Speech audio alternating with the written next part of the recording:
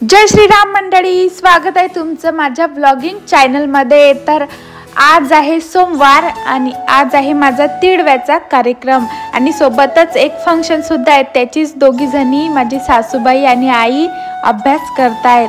तर तो कशाचा प्रोग्राम आहे हे तुम्हाला थोड्या वेळाने समजेलच।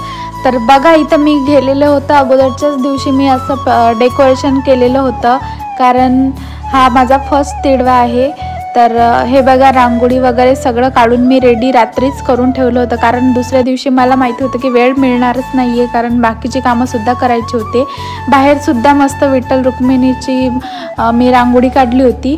तर इथं दोघींचं चालू होतं थोडं लिहिणं अभ्यास, आणि सकाळीच माझा सगळा स्वयंपाक रेडी झालेला होता। बघू शकता तुम्ही, कारण आज सकाळी पहाटेच उठली होती 5ला सगळे कामं करून।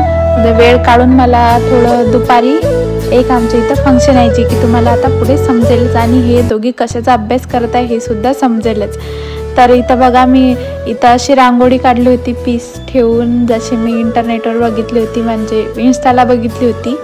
आणि हे बघा, ही आहे माझी छोटी ननदबाई, तिचं नाव आहे आनंदी, आणि ही समीक्षा। ही खूप लाजत होती ब्लॉगमध्ये यायला, पण तिला म्हटलं नंतर ये ब्लॉगमध्ये, काय तुला काय व्हायरल थोडीच करणार आहे मी।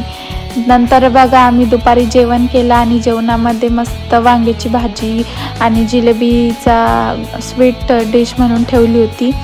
नंतर दुपारी शीट मास्क लावला, कारण संध्याकाळी प्रोग्राम होता ना तिळव्याचा म्हणून। तर इथं बघा, दुपारी मस्तपैकी भजनाचा कार्यक्रम होता आणि दोघी मगाशी याचीच तयारी करत होत्या। गाणी लिहून घेतली त्यांनी, यूट्यूबला बघितले काही देवाची गाणी आणि भजनं, आणि ती लिहून ठेवले। तर इथं मस्तपैकी आमचा प्रोग्राम चालू झालेला होता। आणि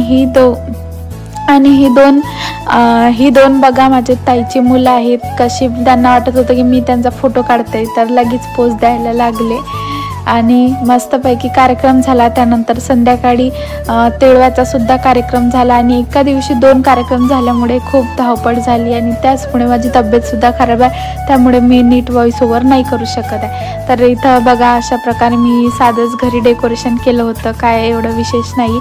आणि त्यानंतर रील्स वगैरे काढल्या आणि थोडं फोटो पण काढले। खूप छान कार्यक्रम झाले सगळे भजनाचे। आणि हे बघा, महाराजांची मूर्ती ठेवली होती आणि खूप छान त्यांनी महाराजांची गाणी पण म्हटले, भजनं पण म्हटले। खूप छान वाटलं मनाला। तर अशा प्रकारे मी डेकोरेशन केलं होतं, आणि ह्या सगळ्या आमच्या घरच्या महिला मंडळ, माझी आई, काकू, सगळ्या आत्या सगळ्या आल्या होत्या, आणि ह्या माझ्या मामी आहेत। आणि हे बघा, चिल्लर पार्टी सगळे, माझी ननद आणि हा माझ्या मामाचा मुलगा आणि छोटा माझा भाऊ। तर आजचा ब्लॉग कसा वाटला कमेंट